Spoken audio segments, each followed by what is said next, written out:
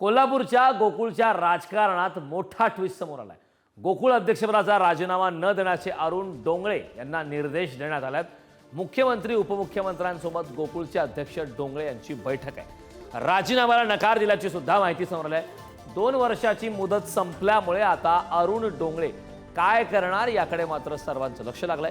ठरल्याप्रमाणे अरुण डोंगळे राजीनामा देतील असा मंत्री हसन मुश्रीफ यांना विश्वास आहे।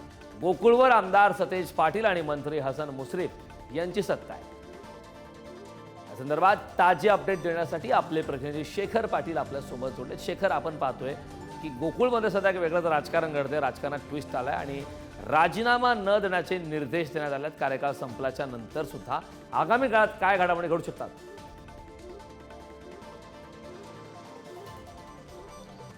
कारण एकीकडे राज्यात महायुती आणि महाविकास आघाडी अशी सत्ता असली तरी दुसरीकडे मात्र कोल्हापुरात राजकारण वेगळं आहे। या ठिकाणी मंत्री हसन मुश्रीफ आणि आमदार सतेज पाटील ह्या दोघांची खरं तर युती म्हणावी लागेल आणि त्यांचीच सत्ता जी आहे ती गोकुळवरती आहे। मात्र याच गोकुळच्या राजकारणामध्ये नवा ट्विस्ट आलेला आहे।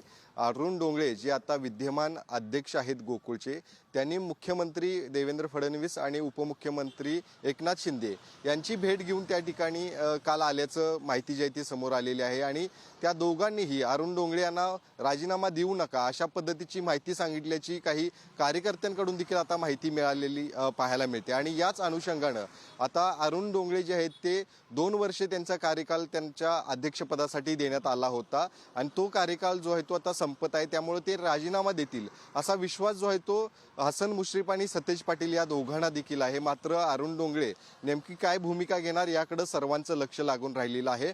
आपल्याला माहिती आहे की या ठिकाणी महाडिक विरुद्ध पाटील असा मोठा संघर्ष गोकुळच्या राजकारणामध्ये यापूर्वी देखील पाहायला मिळाला होता। मात्र त्यानंतर सत्ता बदलली आणि हसन मुश्रीफ आणि सतेज पाटील यांनी गोकुळची सत्ता जी आहे ती काबीज केली आणि ही सत्ता काबीज केल्यानंतर आता अध्यक्षपदावरून त्या ठिकाणी काही संघर्ष सुरू आहे का या संदर्भातल्या चर्चा सुरू आहेत। कारण अरुण डोंगळे यांचा अध्यक्षपदाचा कार्यकाळ आता संपतोय, मात्र ते राजीनामा देणार की नाही याकडे सगळ्यांच्या नजरा लागून राहिलेल्या आहेत। आज संचालक मंडळाची बैठक देखील आहे। या बैठकीमध्ये ते येणार का आणि ते आल्यानंतर आपला राजीनामा देणार का अशा संदर्भातली चर्चा देखील आज पाहायला मिळते। त्यामुळे निश्चितच आज संचालक मंडळाची बैठक आहे। अनेक संचालक जे आहेत ते आज गोकुळच्या कार्यालयामध्ये येणार आहेत आणि त्यानंतर नेमका निर्णय काय होणार आहे, अरुण डोंगळे नेमका काय भूमिका घेणार आहेत याकडे सगळ्यांचे लक्ष लागून राहिले। मात्र एकीकडे कोल्हापुरातल्या गोकुळचं राजकारण पाहिल्यानंतर मुख्यमंत्र्यांनी उपमुख्यमंत्र्यांनी या राजकारणामध्ये आता एंट्री केल्यानंतर सगळ्यांच्याच भुवया उंचावलेल्या आहेत। त्यामुळे निश्चितच आहे